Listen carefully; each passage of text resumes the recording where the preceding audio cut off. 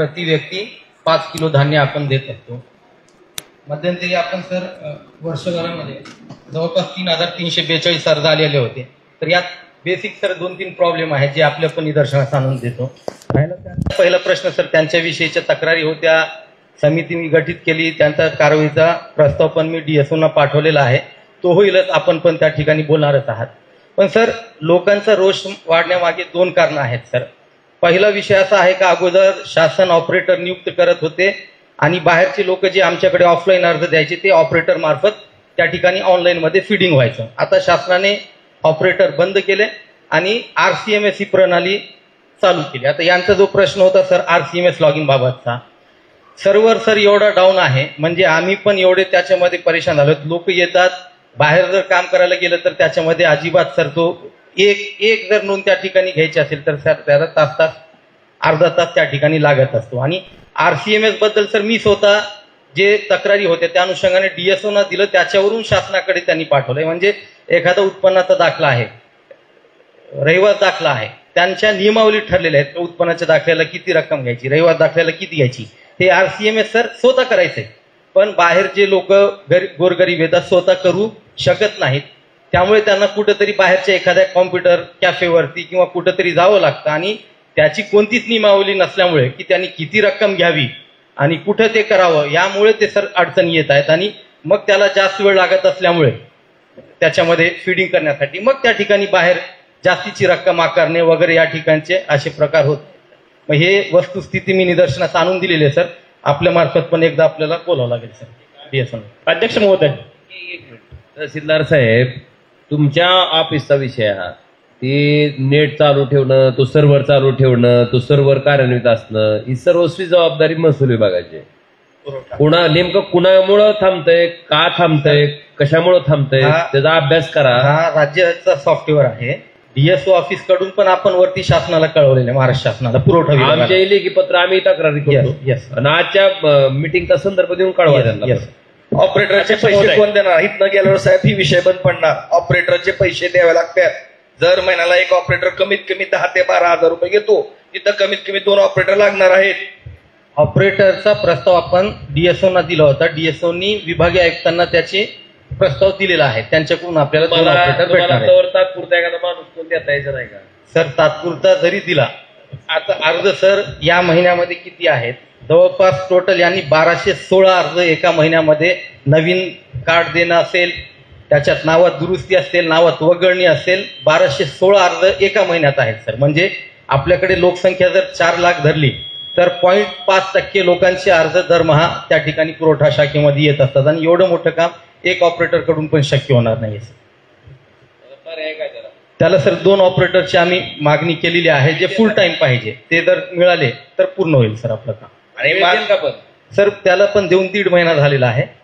आता तोपर्यंत आम्ही जे मुख्यमंत्री याच्यातले आहेत ते प्रशिक्षणार्थी त्यांचा वापर करतोय.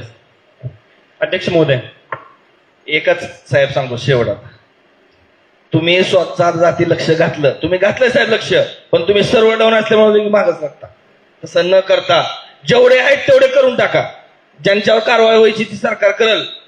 लाडकी बहीणला कशा सगळ्यांनी पैसे घेतले तसे ज्यांनी अर्ज केला त्यांना मिळू द्या. कारण श्रीमंताकडे आता कार्ड आहेत भरपूर, कुणी चौकशी केलेली नाही, सोडा म्हणलं कुणी सोडलेलं नाही, माझ्यापाशी प्रूफ आहे. पण मला त्यांचं काय काढायचं नाही. त्यांना आहे त्यांना मिळतंय, खाऊ द्या, पण ज्यांना नाही त्यांना मिळू द्या अशी माझी इच्छा आहे. बस. अध्यक्ष महोदय, ह्या संदर्भात एक प्रश्न होता की जर रेशन कार्ड संदर्भात तुम्हाला अर्ज दिला, रेशन कार्ड फोडणीचं किंवा त्याच्यामध्ये ऍडिशनल नाव ऍड करायचं, तर तो तुम्ही अर्ज किंवा ती मागणी किती दिवसात पूर्ण करणार असं क्लिअर कट सांगा. अर्ज दिल्यानंतर 1 महिन्यात, 8 दिवसात, 4 दिवसात एकदाच सांगा. त्या पद्धतीनं काम व्हावं. तुमच्याकडे अधिकारी नाही, ऑपरेटर नाही, हे आम्हाला सर्वसामान्य माणसाला हे ऐकून घ्यायची गरज. तर याच्यामध्ये याला सेवा हमी कायदा लागू आहे. आता नवीन कार्ड देण्याचे, त्याच्या दुरुस्तीचे अधिकार मी जर नसलो तर पेंडिंग राहू नये म्हणून ते अधिकार महसूल नायब तहसीलदारांना दिलेले आहेत. त्याला 1 महिन्याच्या आत देण्याची तरतूद आहे नवीन रेशन कार्ड. अध्यक्ष महोदय, नाव जोडणीचं किंवा कार्ड विभक्त करण्याचं आणि रेशन कार्ड 3 दिवसात 3 दिवसात नाही झालं तर कारवाई करणार तुम्ही अधिकारी. हो. पण तुम्ही ऑनलाईन काय होतंय सर तेच होतंय. हे ऑफलाईन अर्ज या ठिकाणी देऊन टाकतात ऑफिसमध्ये मग ते त्याच्यात ऑनलाईन कोण करणार? ऑनलाईन अर्ज झाल्यानंतर तुम्ही 8 दिवसात Online- तरी द्या. 3 दिवसात म्हणताय 3 खरं दिवसात खोटं आहे? होईल. तुम्ही 8 दिवसात तरी काम करा. तुम्ही काही एक दाखल पाच- केला होता का? अर्ज आल्याच्या आणि नंतर तुमचा 3 उशीर दिवसात झालाय देतो का? म्हणले ना. तुमचा एखादा अर्ज दाखल होता, ऐका ना. खासदार साहेब ऐका, पैसे ऐका. दिले तर 4 दिवसात आले अहो, ऐका ना. महिना नाहीत लोकांचे. अध्यक्ष महोदय थोडं इकडे लक्ष द्या. अध्यक्ष महोदय इथं सेंटरला इकडं. अध्यक्ष महोदय समोर मध्ये साहेब नमस्कार, मी अमोल ओकबारे. माझे 4 प्रश्न आहेत, मी लिहून दिलेले आहेत सर्व. ते फक्त लिहून घ्यावेत कारण की आता वेळ कमी राहिलेला आहे. सकाळपासून बरेचसे विभाग झालेले नाहीत. तर प्रत्यक्ष लिहून घेतले तर त्यावरती कार्यवाही होईल असं माझी इच्छा आहे.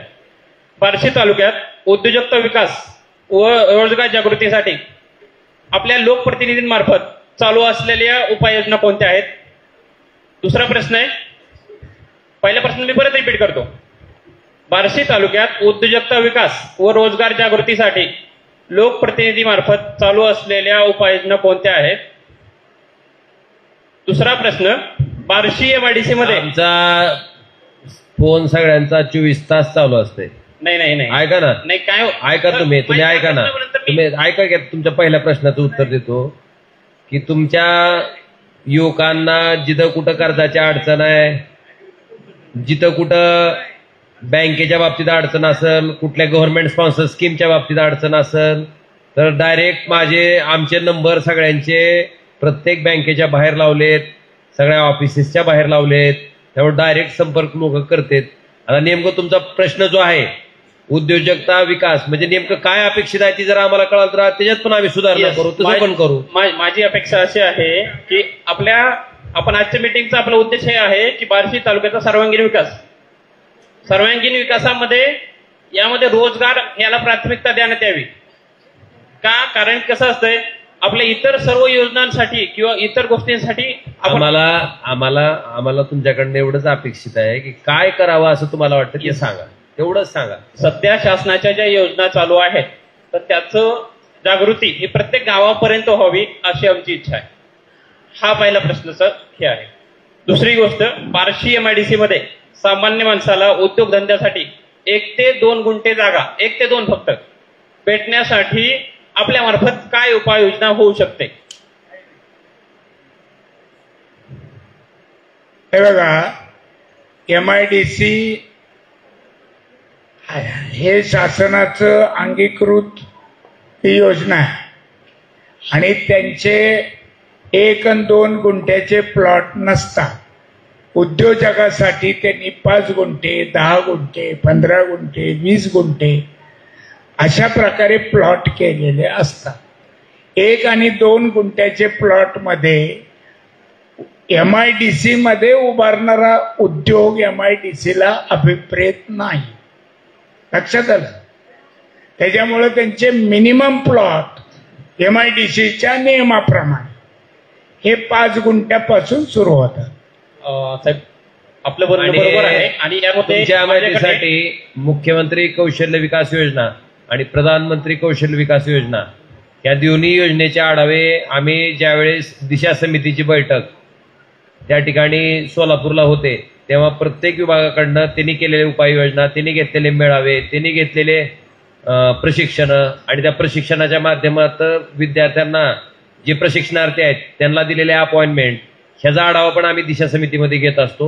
तुम्हाला पाहिजे असेल तर मागच्या दिशा समितीचा आढावा तुम्हाला पूर्णतः माझ्याकडनं मी तुम्हाला देतो. साहेब माझ्याकडे बार्शी MIDCचा डाटा आहे संपूर्ण. तर त्याच्यामध्ये 1 गुंठ्याचे प्लॉट आहेत जे प्रकल्पग्रस्तांसाठी आहेत आपल्याकडे 20 अवेलेबल आहेत. आणि बार्शी MIDC किंवा पूर्ण MIDC मध्ये कोणत्या प्रकल्पग्रस्तासाठी? हा ते क्लिअर नाहीये. मग ते क्लिअर करून आणा ना. हा मी देतो सर, हा. माझ्याकडे आहे. तिसरा माझा प्रश्न आहे की सामान्य माणसाला उद्योगधंद्यासाठी आता दादांनी सांगितलं बँकेमध्ये नंबर दिलेला आहे, बँकेकडून विनातारण कर्ज मंजुरीसाठी काय मदत होऊ शकते? त्यामध्ये दादांचा नंबर आहेच, पण यासाठी एक योजना मी सांगू इच्छितो. CGTMS एक योजना आहे केंद्र सरकारची आणि ज्याचं आत्ता लिमिट वाढलंय या 5 एप्रिलला 10 करोड पर्यंतचा उद्योग हा विनातारण होऊ शकतो. CGTMS ची नवीन अपडेट आहे. तर यामध्ये आपल्याकडे 1 करोड पर्यंत, 10 नको, 1 करोड पर्यंत लाभार्थी असा एकही नाहीये आतापर्यंत विनातारणवाला.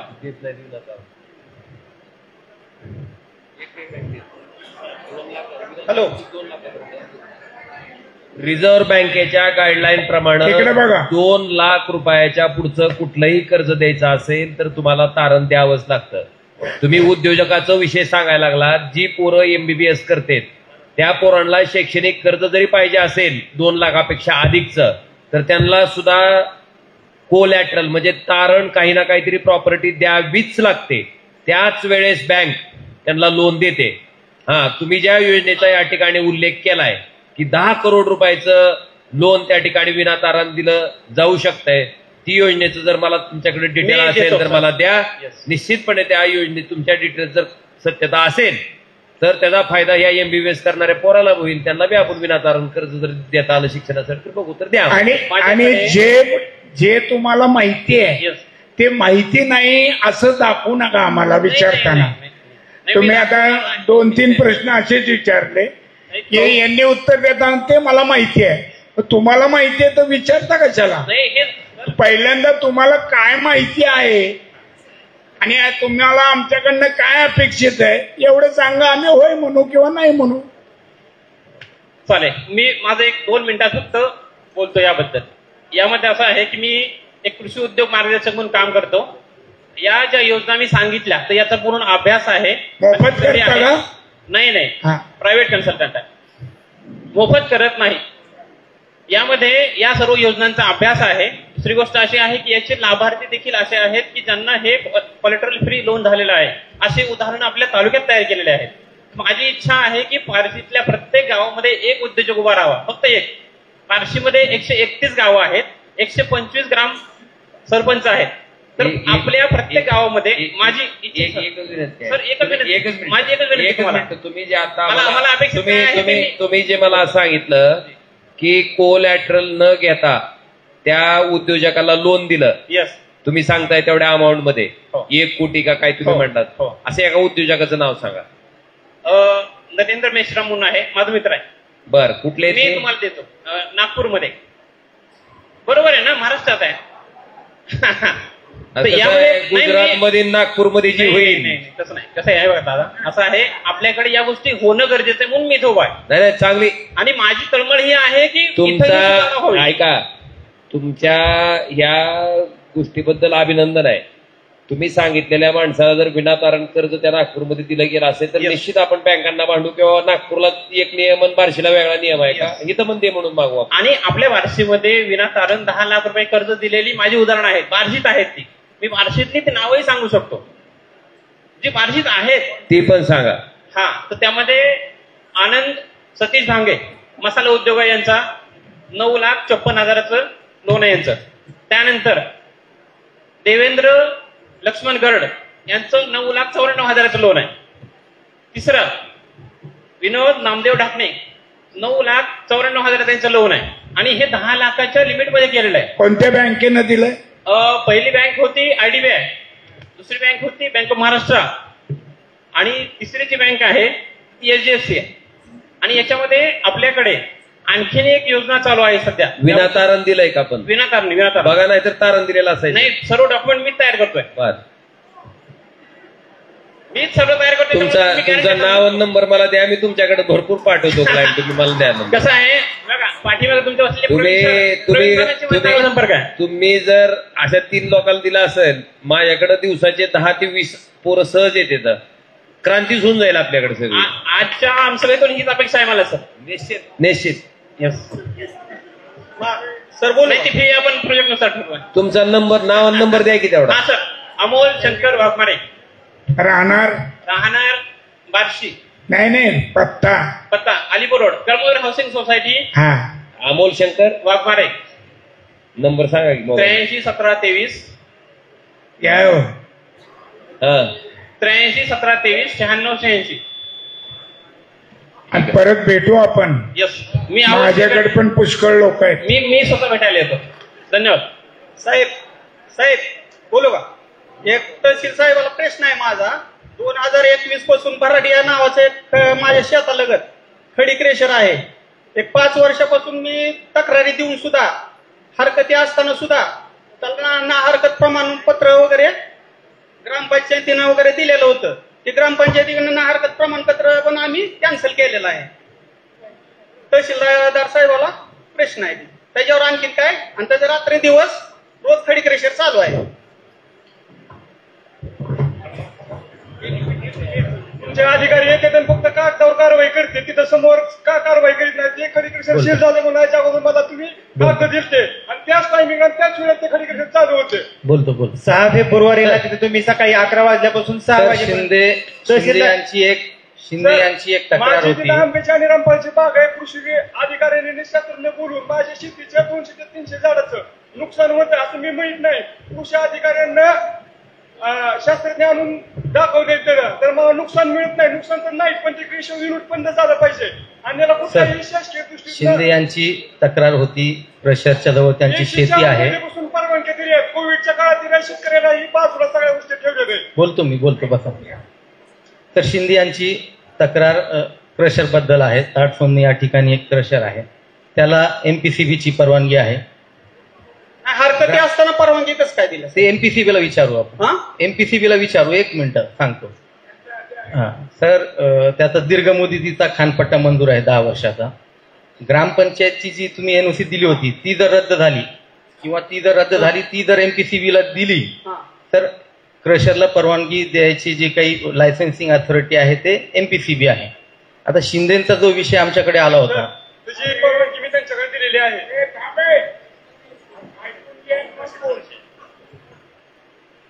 बोला उत्तर येऊ द्या तुमचं. यांची सर लिंबोनीची बाग होती, आंबा आणि आंब्याची. रामफळ. मग सर यांचे जे अर्ज आले होते, असाच एक अर्ज होता धाडी या ठिकाणी. जर जो तुळजापूर हायवेचं काम चालू आहे त्या ठिकाणी वॉटरफ्रंट नावाची कंपनी आहे ज्याच्याकडे या कामाचं टेंडर दिलेलं आहे. तिथल्या पण शेतकऱ्याची त्यांनी जे काही तात्पुरतं क्रशर त्या ठिकाणी स्थापित केलेलं आहे, मूळगल क्रशर, त्याला सुद्धा एमपीसीबीची परवानगी होती. त्याला 5000 ब्रासच्या दगडाची कलेक्टर सरांनी त्याला पण परवानगी दिलेली आहे. आता या दोन्ही विषयांच्या अनुषंगाने जेव्हा यांचं शेतीचं नुकसान होतंय असं यांची तक्रार होती तेव्हा तालुका कृषी अधिकारी साहेबांकडून त्याची तपासणी घेतली होती आणि त्यात 40 ते 50% त्यांच्या शेतीचं नुकसान झालं असा त्यांचा अहवाल होता. आणि त्या अनुषंगाने मग मी सर 8 एप्रिलला एमपीसीबीचे पण अधिकारी सर आपल्या तालुक्यात बोलवलेले होते. त्यांचे जे उपप्रादेशिक अधिकारी आहेत ते स्वतः त्या ठिकाणी आलेले होते आणि त्या ठिकाणी मग त्यांना सांगितलं का जर यांच्यामुळे नुकसान होत असेल तर मग त्याच्यावरती त्यांनी कारवाईचा प्रस्ताव त्यांच्या वरिष्ठ कार्यालयाकडे द्यावा आणि त्यांचे लायसन्स रद्द करावे असं मी माझी शिफारस त्यांना केलेली. साहेब, मी हायकोर्टात सुद्धा मी याचिका दाखल केलेली आहे. हायकोर्टातनं तुम्हाला खालच्या ह्याला बघा म्हणून हे सांगितलेलं आहे हायकोर्टाने. ऑर्डर आहे का, काही झालेलं आहे का, त्यात काय ऑर्डर झाली दाखवा.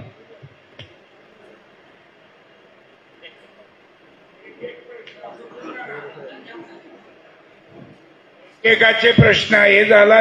शिंदे ना, तुमची बॅग कुठे आहे? माझा बी तहसीलदार साहेबांना प्रश्न आहे. 6 फेब्रुवारी 2025 तुम्ही सकाळी 11 वाजल्यापासून 6 वाजेपर्यंत तिथं कारवाई करत होते. गाताची वाडी गट क्रमांक 4 मध्ये शासकीय जागेचं बेकायदेशीर उत्खनन तिथं चालू आहे. कोट्यवधी रुपयाचा तिथला दगड चोरून नेलेला आहे. तिथं खानपट्टा मंजूर नाही हे सांगतायत. मंजूर आहे, तिथं मंजूर नाही खानपट्टा. त्यावेळेस तहसीलदार साहेब, आपले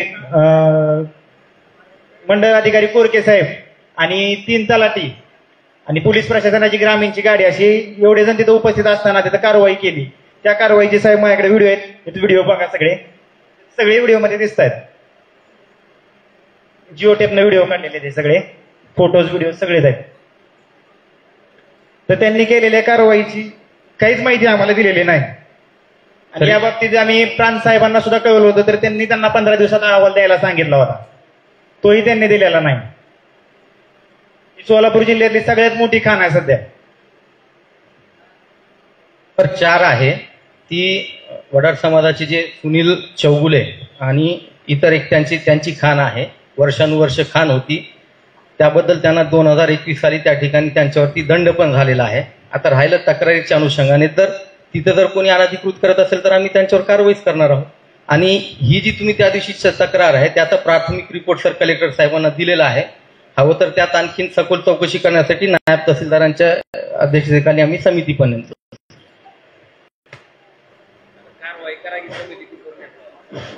तुम्ही तो व्हिडिओ बघा आधी. त्या व्हिडिओमध्ये आपण तिथे उपस्थित आहेत. त्या जागेचा आपण पंचनामा केलाय. त्या पंचनाम्यात तुम्ही काय लिहिलेलं आहे त्या पंचनाम्याची कॉपी मी त्याला जोडलेली आहे अर्जाला. 253 जिलेटिनच्या कांड्या आहेत, प्लास्टिकसाठी वापरतात ते जिलेटिन.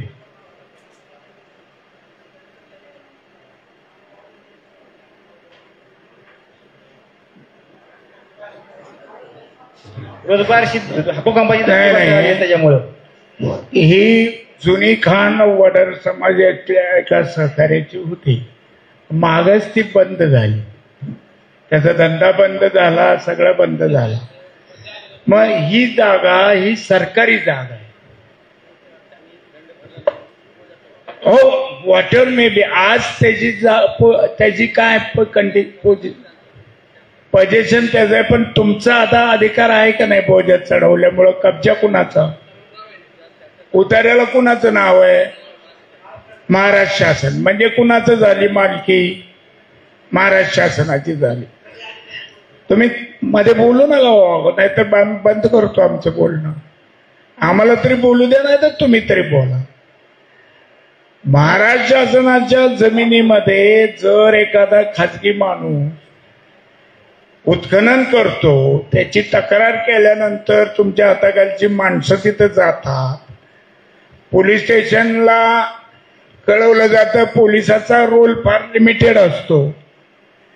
तुमच्या लोकांनी तक्रार दिली की आम्हाला इथं काही मारहाण होईल, तर तेवढ्या पुरतच ते जातात.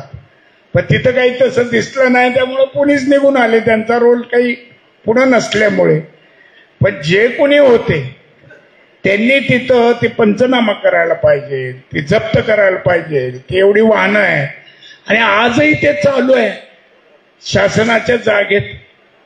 आणि इतकी डोळे झाक म्हणजे खूप झालं. मग शेतकऱ्याने एक मुरमाची ट्राली नेली, तुम्ही दंड लावता धडाधड. ही काय म्हणजे जावा येते का शासनाची?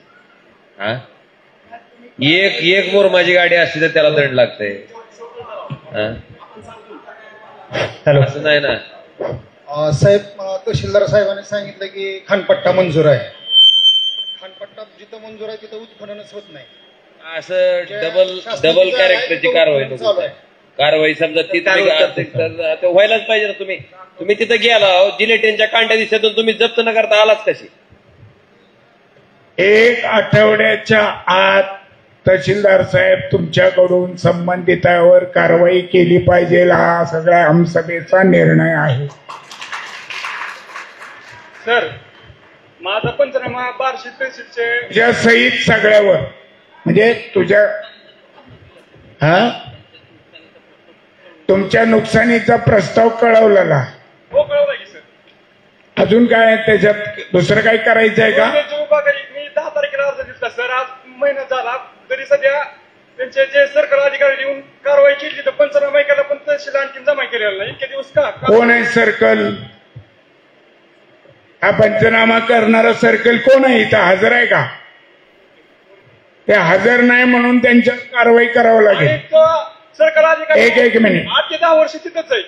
अरे कुठं का असं ना, आपल्याला काय करायचं? मग आपल्या कामाशी मतलब. हा करू.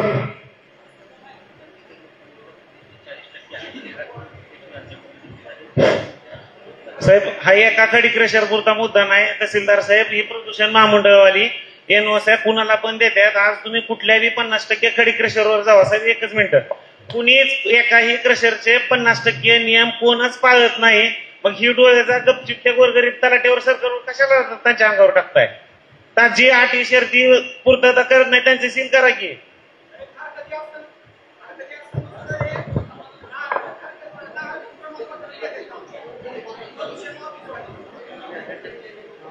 ग्रामपंचायतच्या ठरावाशिवाय ते देत नाहीत.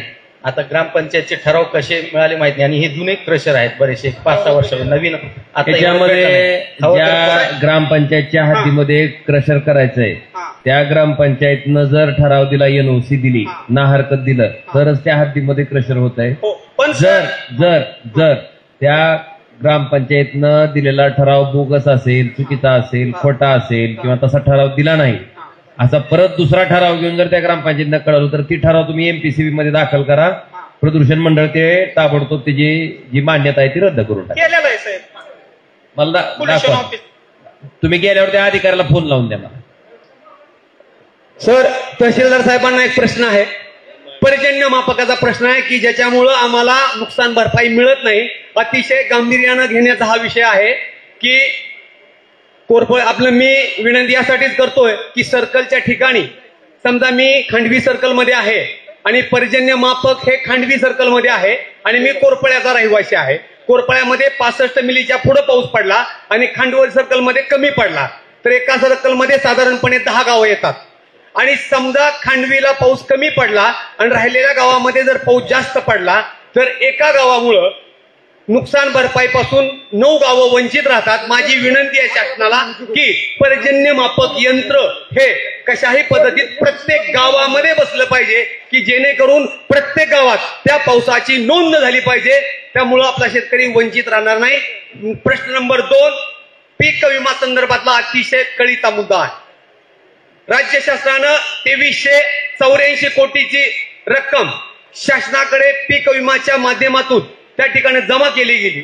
ही जमा केलेली जी रक्कम आहे ह्याच्यामध्ये महाराष्ट्रातले 22 जिल्हे साहेब आलेले आहेत, परंतु सोलापूर जिल्ह्यातली लोक पीक विम्यापासून वंचित आहेत आणि त्याची रक्कम जी आहे ती फक्त 95 लाख रुपये रक्कम ही सोलापूर जिल्ह्याला मिळालेली आहे. आणि माझ्या माहितीप्रमाणे अनेक लोकांच्या ज्या सूचना आहेत, तक्रारी आहेत, त्या तक्रारीची नोंद घेऊन सर्वांनी कृषी खात्याला मी विनंती केली होती की कृषी खात्याच्या माध्यमातून त्या ठिकाणी पंचनामे झाले, परंतु त्या पंचनाम्याचा कुठलाही उपयोग न होता आम्हाला पीक विम्यापासून वंचित ठेवलेला आहे. कृपया या प्रश्नाचा गांभीर्याने आपण विचार करावा हीच माझी तहसील साहेबांना नम्रतेची विनंती आहे. अध्यक्ष महोदय, नगरपालिकेच्या संदर्भात थोड्याच वेळापूर्वी चर्चा झाली. काही मुद्दे या ठिकाणी मला मुख्याधिकारी साहेबांकडून खुलासा करून घ्यायचे. अनेक लोकांनी जे काही विकासाच्या संदर्भातले प्रश्न मांडले, वेगवेगळ्या प्रकारचा निधी त्यासाठी लागणार होता आणि प्रत्येक प्रश्नाला तुम्ही या ठिकाणी सर्व काम आपण करून देतो असं या ठिकाणी आश्वासन दिलंय.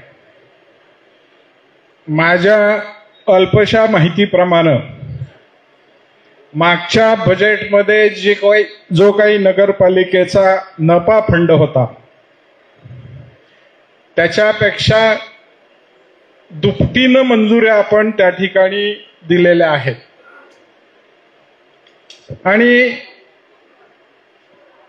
अनेक ठेकेदारांची बिलं त्या ठिकाणी नगरपालिकेकडं पैसा नसताना लोकांकडून कामं करून घेतली. आज त्यांची बिलं अदा करायला तुमच्याकडे पैसा नाही. या ठिकाणी या संदर्भातला एकच प्रश्न आहे, त्याची थोडी लेखी माहिती मिळाली तर बरं होईल.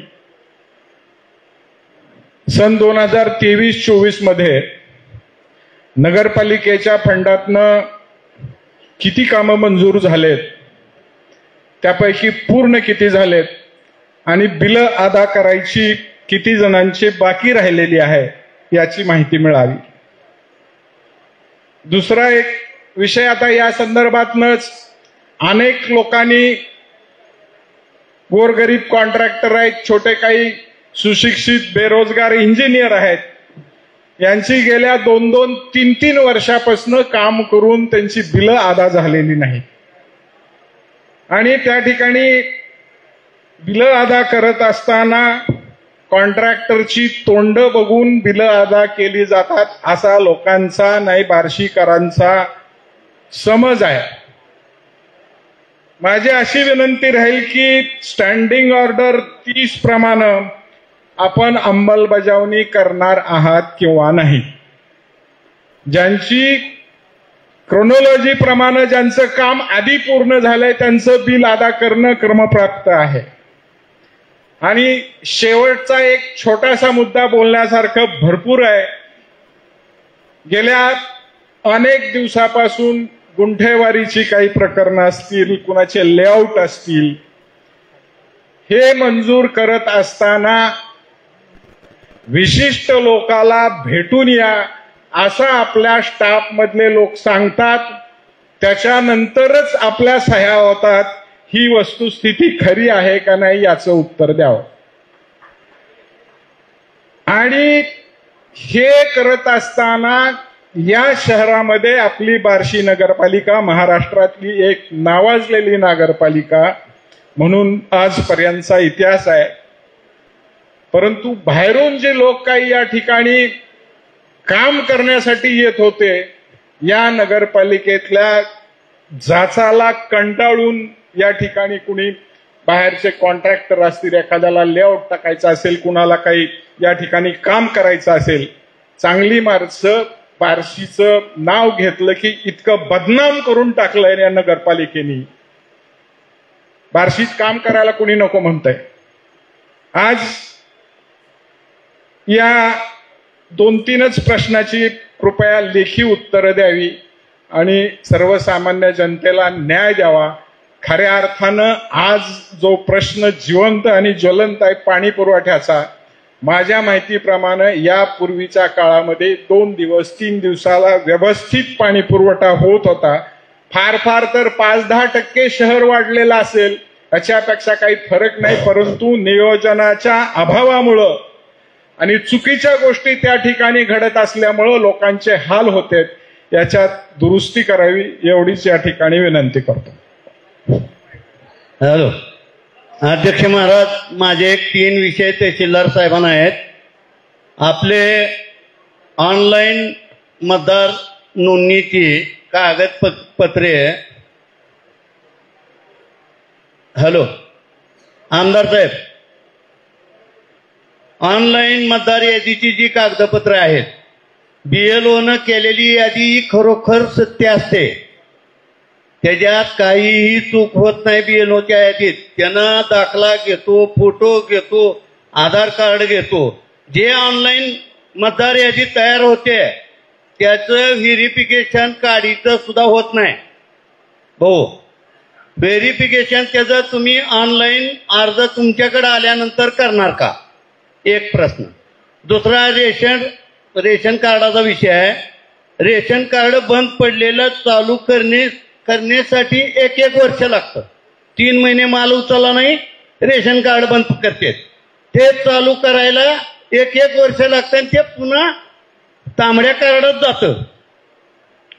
दुसरं, विधवा आणि अपंग ह्यांचे आज वर्ष झालं त्यांचे जबाब घेऊन, 1 वर्ष झालं त्यांचं यादीत विधवाचं आणि अपंगाची नावं सुद्धा आलेली नाहीत साहेब.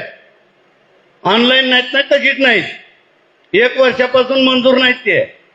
तिसरं, संजय गांधी योजना. संजय गांधी योजनेत 7 वर्षापासून बॉडी नाही, त्याच्यावर कमिटी नाही. ऐका ना, कमिटी नाही. आणि त्यांची जी मनमानी आहे तेव्हा तिथं सौदागर बाबू सुतार नांगरे, त्या माणसाचं वय आज 84 आहे. त्या माणसानं 3 वेळा ह्या 7 वर्षात फॉर्म भरलाय, आता सुद्धा भरलाय. 3ही वेळा नामंजूर झालेला आहे. तो कशामुळं झाला, काय झाला, त्याला जमीन नाही, काही नाही, सुतार धंदा करणारा माणूस. हॅलो, असे जवळजवळ त्याच्या नवरा बायकोचे फॉर्म भरलेत. आणि त्या योजनेवर पप्पा जरा 2 मिनिटं. वैराग भागाचा एक प्रश्न आहे, ज्वलंत प्रश्न आहे. थांबा 1 मिनिट, माझं झालं थोडंच आहे. 1 मिनिट माझं. एक मिनिट. त्या माणसाचं नाव काय तुम्ही सांगितलेलं आता? नाव सौदागर बाबू नांगरे, राहणार काळेगाव.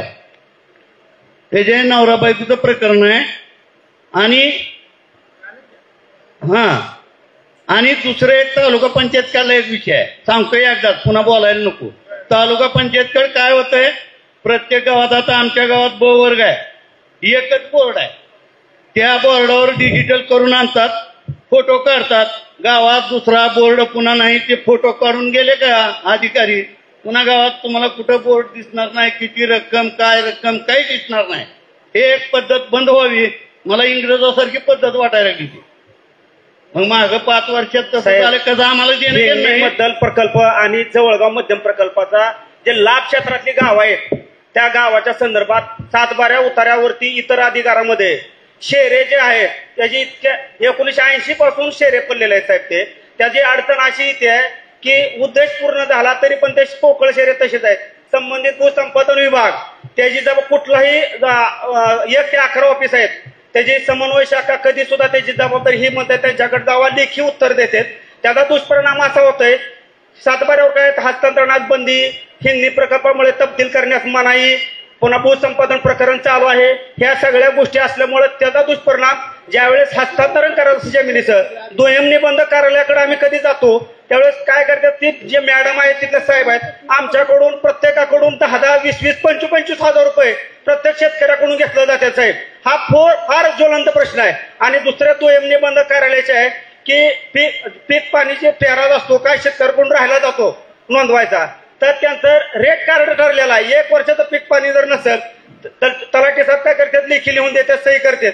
परंतु दुय्यम निबंधक कार्यालयामध्ये 1 वर्षासाठी 5,000 रुपये हे आमच्याकडून घेतलं जाते साहेब तिथं. ह्या आणि इतर अधिकारी शहरात तरी सगळी माणसं गोळा करून तिथं एका ठिकाणी आणलेले असतात आणि त्या दिवशी हस्तांतरणात बंदी म्हणल्यानंतर ती काम होत नाही आणि पैसे दिल्यानंतर काम होते. अशी पण उदाहरणं आहेत साहेब. ह्याच्यावर तुम्ही काय करावं दादानी आणि साहेबांनी हा प्रश्न निकाल माझा एकट्या गावाचाच नाही पूर्ण लाभ क्षेत्रातल्या लोकांचा प्रश्न आहे. पैसे कोण मागायला लागलं का आम्हाला एक फोन करा त्याला पावडर लावून देऊ आपण. चालतंय साहेब. पण वैरागमध्ये तर कुणाचंच लक्ष नाही दोन्ही मध्ये तुम्ही कार्यालय आम्हाला सांगा की बाबा असं असं आहे त्याला होय बी म्हणा कशी पैसे द्यायचे ते मी सांगतो तुम्हाला. दादा ही 1980 सालापासून ह्यांनी प्रलंबित ह्याची उत्तरं चुकीची देते सगळे अधिकारी. ह्यांनी म्हणते वैराग ना वैराग कुठलं ऑफिस दुय्यम निबंधक कार्यालय आहे का कोण मॅडम या मॅडम सांगा उत्तर. तुम्ही पुढे यावं. आणि ह्यांनी काय करते इतर अकादर शहर आहेत त्याचं त्यांनी पुनर्वसन शाखा काय करतं साहेब ह्याला दाखला देतं खरेदी विक्रीसाठी. त्यावेळेला खरेदी होते पण शेरा कमी होत नाही आणि ह्यांना शेरा कमी करा म्हणतात ह्यांनी उत्तर आम्हाला ऑफिस करून आणा म्हणते की पोकळ बोजे ना कारण आम्हाला कुठलंच काय करायचं ना आम्हाला विकता बी ना आता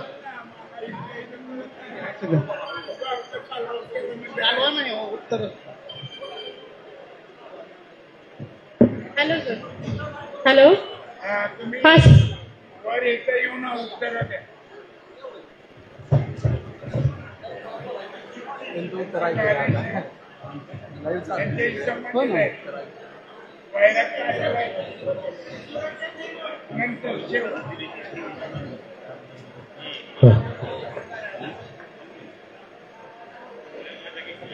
मॅडम तुम्ही तक्रार ऐकली आहे ना काय तुमच्याबद्दल तुम्ही ऐकली त्याचं उत्तर द्या. त्याच्यावर उभे राहा. कुठल्याही प्रकारचं काही पीक पाणी असेल 3 वर्षाचं पीक पाणी असेल तर बाजार मूल्य दर तक्त्यानुसार जी सूचना दिलेली आहे त्यानुसार मूल्यांकन केलं जातं. आणि जर इतर 1 मिनिट 3 वर्षामध्ये जे पीक पाणी बरोबर आहे 3 वर्ष आधीची 3 वर्ष केव्हापासून धरायची आतापासून मागील 3 वर्ष बरोबर आहे. बरोबर सर. त्याच्यात 1 वर्ष एकच पीक आहे हो सर. आणि उरले 2 वर्ष एक वेगळं पीक आहे हा सर. तर कुठलं ग्राह्य धरायचं सर 2 वर्ष ज्याची नोंद आहे ते ग्राह्य धरायचं का 1 वर्ष ज्याचं पीक आहे जे पीक आहे ते ग्राह्य धरायचं. सर मागील 3 वर्षामध्ये एका वर्षामध्ये जरी ऊस पीक असेल तर ऊस पिकाप्रमाणे मूल्यांकन करावं लागतं का नंतर ज्वारी असेल 2 वर्ष तर नाही सर.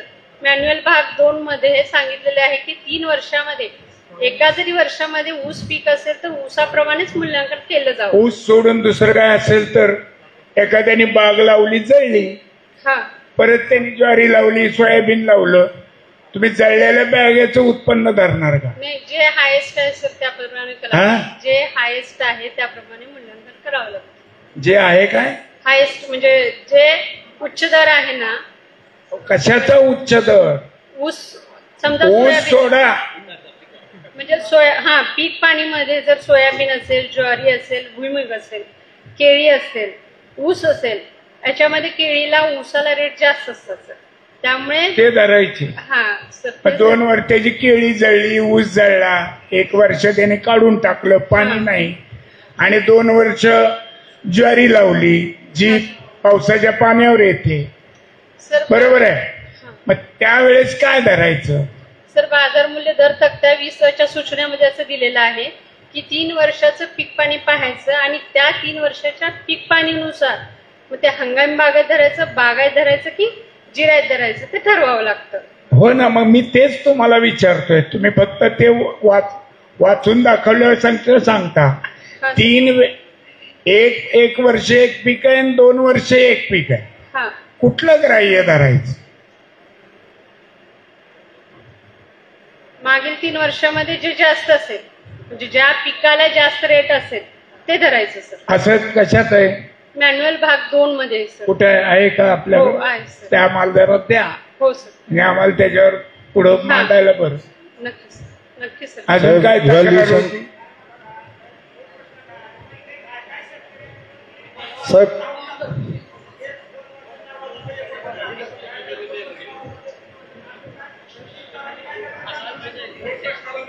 काय करते? हा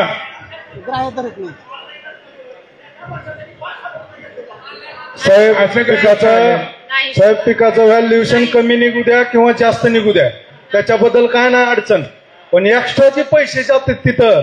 इतका मोठा फ्रॉड आहे त्या दुय्यम निबंधक मध्ये. एक साहेब विषय असा आहे दादा, मी तुम्हाला याच्या अगोदर पण फोन केलता, 1 एकरला समजा व्हॅल्युएशन 3 लाख रुपये निघलं तर सायंत्रिक 18,000 स्टॅम्प ड्युटी भरू द्या, पण त्याच्यात एखादी उतार्यात चूक काढायची आणि चूक काढल्यानंतर 40-40 हजार रुपये ती शेतकरी तिथं देऊन काम करावं. मॅडम भविष्यात अशी एक जर तक्रार आली तर याद राखा. बघा सांगतो, तुम्ही आता महिला आहेत, अशा पद्धतीनं तुमच्याकडनं काम करणं अपेक्षित नाहीये. मी तुम्हाला म्हणजे अजिबात चालणार नाही. सर बाहेर एजंट काय करतात मला माहिती. तुम्हाला मी स्वतः तुम्ही मला भेटायला आल्यावर मी तुम्हाला ताकीद देऊन सांगितलं होतं तुमच्या गप्प बस, मी बोलतोय मध्ये बोलू नको बाबा. तुम्हाला मी ताकीद दिलती की तुमच्याबद्दल खूप तक्रारी आहेत, तुम्ही सुधारायचं बघा. हो सर. आणि तर असं आहे, एक महिला भगिनी म्हणून एक वेगळा आमचा बघण्याचा सहानुभूतीपूर्वक दृष्टिकोन असतो, पण तुम्ही फक्त नियम दाखवता ठीक आहे, पण बाकीचे उद्योग होतात त्याचं काय करायचं? ते नियम बाह्य आहेत ते. बाहेर एजंट काय बाहेर जो एजंट आत, हे बघा ऑफिस सामील असल्याशिवाय बाहेरचे एजंट काही करू शकत नसते. हे आम्ही 40 वर्ष अनुभव घेतलेला या क्षेत्रातला. तसं तुम्ही बाहेर काय करतात हे असं म्हणून चालणार नाही. तुम्ही आता ही शेवटची संधी आहे तुम्हाला याच्याबद्दल आम्हाला, नाहीतर इथं काय वरपर्यंत तक्रारी करावं लागते. सर माझं एक म्हणणं ऐकून घ्या सर. काय होतं कधी कधी पक्षकार काय करतात, मूल्यांकन ऊस पिकाचं असतं, केळीचं असतं, लावत नाही सर.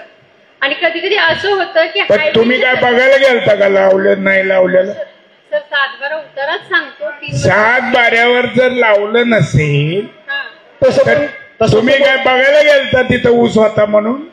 3 वर्षाच्या पीक पाणीनुसार लक्षात येतं की त्याच्यात ऊस पीक. पण तुम्ही तर म्हणता लावत नाही. साहेब विषय काय आहे, ही पीक पाणी न लावता कागद झालेले कागद दाखवतो मी तुम्हाला. जर समजा 4 महिन्याची 6 महिन्याची नक्की नक्की ज्वारी असेल, सोयाबीन असेल तर त्या पद्धतीनंच जिरायत किंवा पण बागायत. तुम्ही 1 वर्ष बाग होती ती जळली, 2 वर्ष सोयाबीन. मी तुम्हाला फोन करून सांगितलं की अशी परिस्थिती आहे, तरी तुमचा हे का तुम्ही सोडायला तयार नाही? सर मॅन्युअल भाग 2 मध्ये आहे.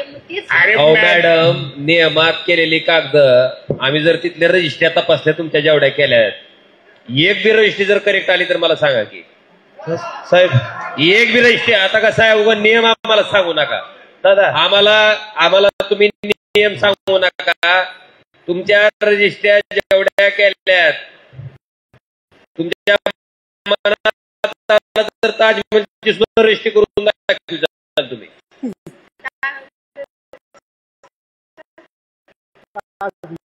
असं खतरनाक काही कार्यालय तुम्ही नियमाला आक्षेप आहे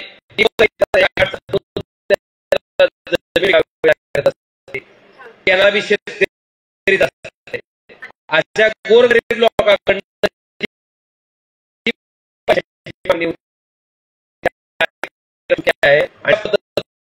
त्याचं रक्त तुम्हाला केली तुम्ही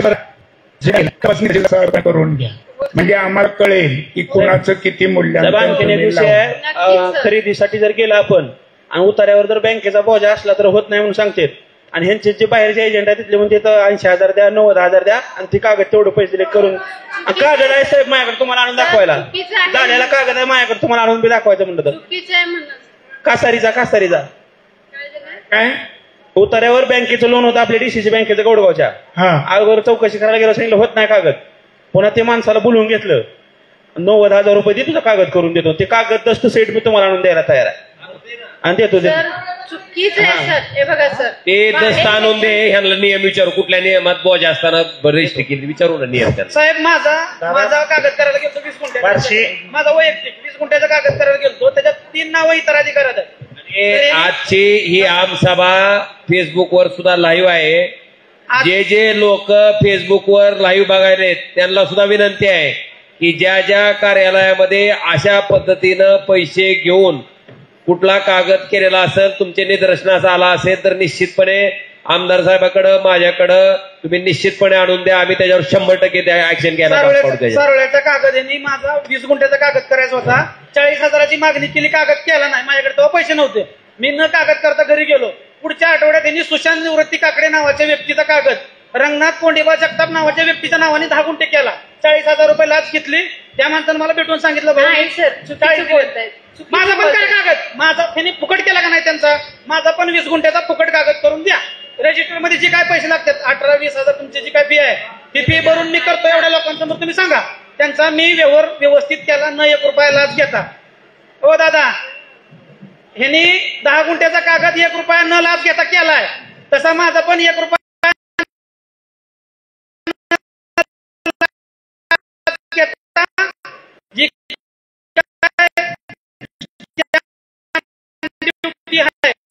ती देतो आणि करून द्या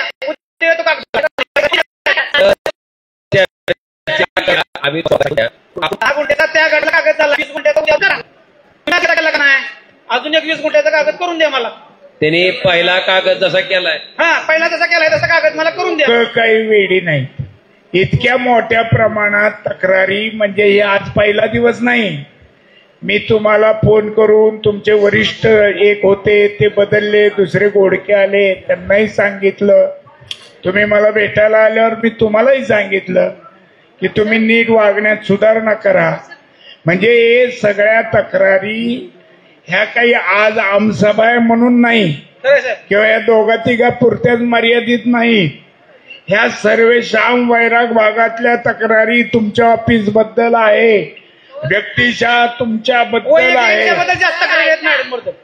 अरे मी बोलतोय की राव ती काढ बर त्याचा माईक काय लावलंय उगम मध्येच हे तुम्ही एक काय आता आम्ही बोलण्याच्या पलीकडे गेलोय तुमचं वागणं तुम्ही साहेब त्यांचे मूल्यांकन तपासा काय लावलंय काय नाही मूल्यांकन चेक करा मी काही म्हणणार नाही फक्त ज्या पक्षकारांचे तुम्हाला फोन आले होते ना सर ते 84 मीटर रेटप्रमाणे होते ऐकू देता का नाही त्यांचं का उगाच तुमचंच ऐकायचं किती वेळ आणि तेच ते ऐकायचं का तुमचं त्यांचं काय म्हणणं आहे ते ऐकल्यावरच आपल्याला मार्ग काढता येईल ना काय म्हणणं आहे तुमचं माझं म्हणणं एक आहे की तुम्हाला जो फोन आला होता एक पक्षकाराचा पक्षकार तुम्हाला भेटले होते त्यांचा गट नंबर हायवेला होता आधी त्यांनी झोन दाखला मला तो शेत जमिनीचा दिला आणि त्यानंतर सर गट हायवेला आहे असं दिला त्यामुळे त्या माणसाला हायवे प्रमाणे 84 मीटर रेट दिले मग त्या माणसाने काय केलं की झोन दाखल्याच्या ऑफिसमध्ये गेला आणि झोन दाखला द्यायचं काम हे त्या अधिकाऱ्याचं आहे 100% त्याच्यात तुम्ही वरिष्ठ नाहीत त्यांचे याचा दाखला हा खोटा हा खरा म्हणायला जो लेटेस्ट दाखला असतो, बरोबर आहे, त्याप्रमाणे तुम्ही मूल्यांकन करायचं. त्याच्यामध्ये तो you are not the boss. नाहीच. हा, तुम्ही जुना दाखला काय होता, कायदे 1947ला स्वतंत्र झाला भारत, कायद्यात दुरुस्त्या झाल्या का नाही झाल्या? कितीतरी अमेंडमेंट रोज होतात, कधी हायकोर्ट सुप्रीम कोर्टाचे दाखले असतात. मग कुठलीही गोष्ट मान्य करताना what is the latest decision, latest काय अमेंडमेंट आहे, जे जवळच्या तारखेचं आहे ते ग्राह्य धरायचं. ते खरं का खोटं ह्या तपासणाऱ्या तुम्ही नाही, कारण ती अथॉरिटी वेगळी, तुम्ही वेगळे. सर एक माझं म्हणणं ऐकून हा. फक्त एकच विषय काय झाला, त्या पक्षकाराने आधी शेतजमिनीचं आणलं, हायवेचं आणलं. मी त्यांना सांगितलं देणाऱ्याने चुकीचं दिलं असं का नाही म्हणलं तुम्ही? हा ठीक आहे, देणाऱ्यांनी चुकीचं आणलं असेल सर. मग त्यांनी मला काय सांगितलं, माझ्या समोर सांगते सर, मी त्या अधिकाऱ्याला माहिती अधिकारात विचारतो, त्यावेळेस तुम्ही मला 5 वर्षापूर्वी शेतजमिनीचं दिलं, आता हायवेचं कसं काय दिलं? मग सर त्या हायवेच्या झोन दाखल्यानुसार मी मूल्यांकन दिलं होतं. मग हाच माणूस मला 5 वर्षानंतर का विचारलं? कुठली लेटेस्ट तारीख आहे ती नेहमी बघितली जाते कोर्टाच्या सुद्धा डिसिजन. नक्कीच नक्कीच सर, लेटेस्ट बघितलं जातं, पण तसं सर लेटेस्ट पण पाहिलं जातं आणि त्याच्यात हायर काय आहे. जर शेतजमिनीप्रमाणे हेक्टरीप्रमाणे जर मूल्यांकन हो, पण ते करणारी अथॉरिटी तुम्ही नाही ना. नाहीच. त्या दाखला द्यायला कोण आहे? दाखला देणाऱ्यांनीच 2 दाखले दिले. अधिकारी होता त्यांनी चुकीचा दाखला दिला, नंतरच्या अधिकाऱ्यांनी हो बरोबर आहे ती शेतजमीन आहे, तो हायवे नाही असा दिला. त्याचा आधीचाच दाखला खरा, नंतरचा चुकीचा, असं तुम्हाला कसं म्हणता येईल? असं मी म्हटलं नाही. म्हणलं सर माझं आजही तुमचं तेच म्हणणं आहे. ऐका ना, मी लेखी दिलं त्यांना चौरस मीटरचे रेट, परत त्यांनी काय केलं चौरस मीटर प्रमाणे. जे मी मुद्दा तुमचा लेखी चौरस औरस ते नाही विचारत मी.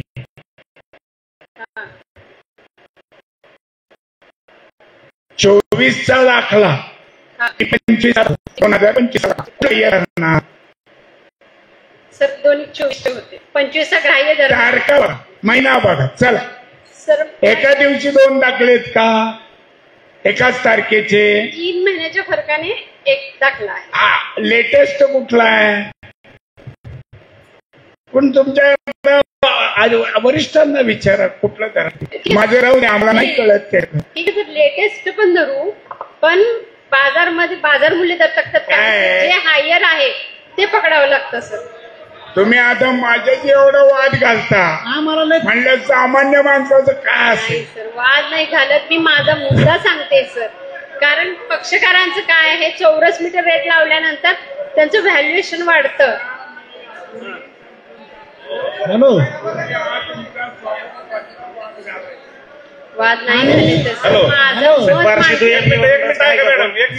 काय करते गावठाणमधलं जर असेल प्रमाणपत्र विषय कसा आहे, एखादा शेतकरी जर मयत झाला, एक मिनिट बार्शीचं जर असेल तर स्वयंघोषित प्रमाणपत्रावर होतंय बार्शीत, आणि आमच्या वैराग भागात म्हणलं की यांना गावठाणचं प्रमाणपत्र लागतंय. दोन ऑफिसला 2 वेगवेगळे कायदे कसं काय? दादा काय होतंय, एक मिनिट गुन्हा दाखल करा. काय बोललं की आम्हाला म्हणतात पोलीस स्टेशनला फोन करतो.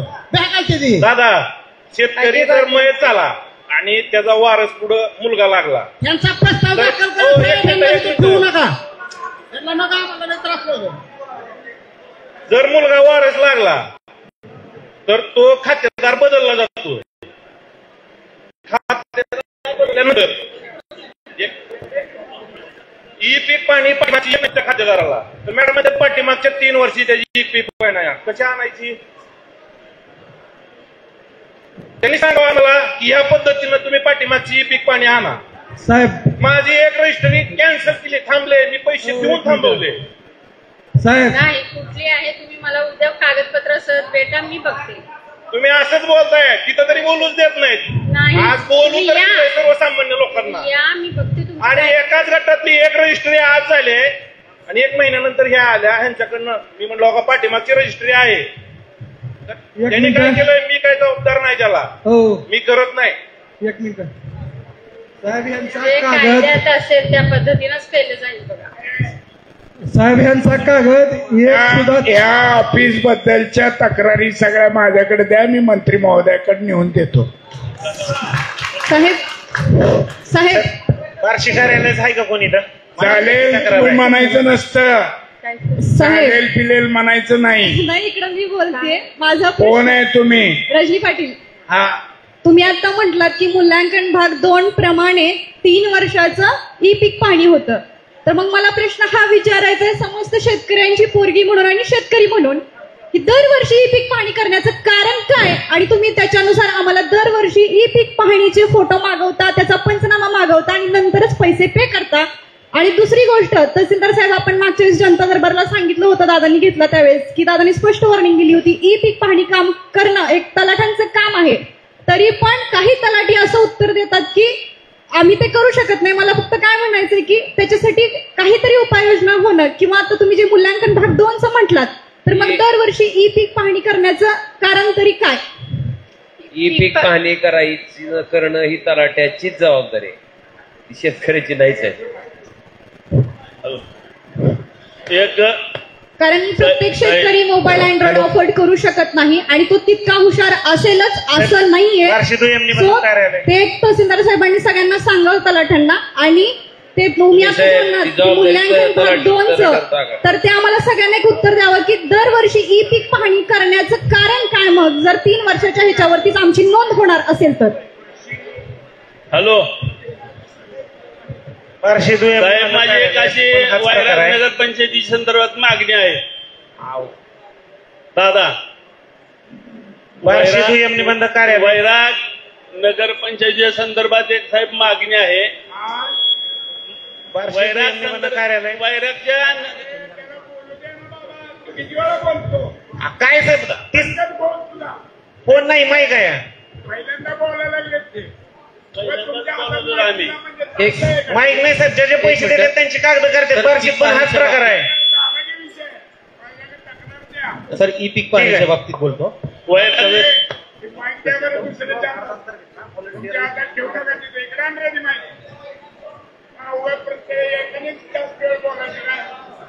मॅडम, ई पीक पाहणीचं बोलतो. मागच्या वेळेस जेव्हा खासदार साहेबांनी जनता दरबार घेतला होता, तेव्हा जेव्हा सूचना दिली होती आपल्या सर्व आमच्या ग्राम महसूल अधिकाऱ्यांना पण आणि कलेक्टर ऑफिसला पण हा विषय निघाला होता का त्यामुळे सोयाबीनचा जो अनुदान आहे तो भेटत नव्हता. आणि यावर्षी मग आपण सर बार्शी तालुका संपूर्ण जिल्ह्यामध्ये 1 नंबर आहे, जवळपास 84% ई पीक पाहणी आपल्या तालुक्यामध्ये झाली. आणि दुसरा नंबरचा जो असणार आहे तालुका तर 30% आहे. म्हणजे रोजगार सेवक असतील, कोतवाल, पोलीस पाटील यांना आपण सहाय्यक म्हणून नेमलं आणि त्यांच्याकडून ही पीक पाहणी करून घेतलेली आहे. 100% करा साहेब, 100%. यानंतर आपण घरकुल विभागावरती चर्चा करणार आहोत. हॅलो, घरकुल विभाग. 2 मिनिटं. हॅलो, याच्या पुढचा विभाग घरकुल योजना ग्रामीण आणि नंतर शहर. कोण आहे? जिल्हा परिषद पंचायत समिती, घरकुलवाले. आढावा द्या. तुम्ही काय आरोग्य, तुम्ही आढावा देणार आहे का? आरोग्याविषयी एक विषय आहे माझा. कशाबद्दल? आरोग्य नंतर आहे. 10 वाजेपर्यंत थांबणार आहे मी. 10 ते 10. कशाबद्दल आहे? घरकुल विभागाच्या संदर्भाने आढावा घेत आहेत सन्माननीय सुळे साहेब.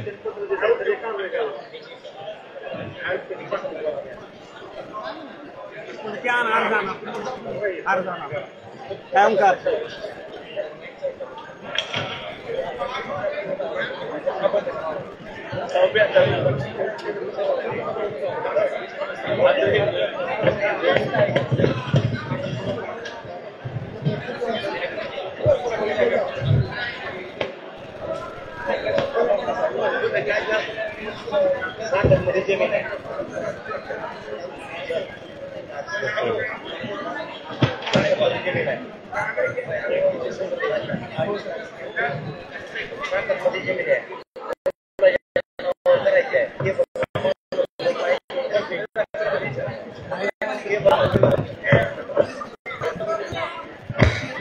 हॅलो, काय म्हणला तुम्ही? जमीन आहे हा, माझ्या पुढे नावावर करायचे माणूस नाही 15 दिवस झाला सतरा साहेबांना भेटा. अरुणराव, काय घरकुलाचं चाललंय आता, बसा जरा. सगळे इथं उभारलेल्यांना विनंती, आपापल्या जागी बसा.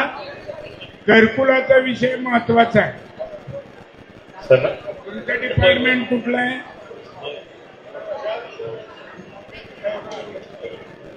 महिला बाल कल्याण.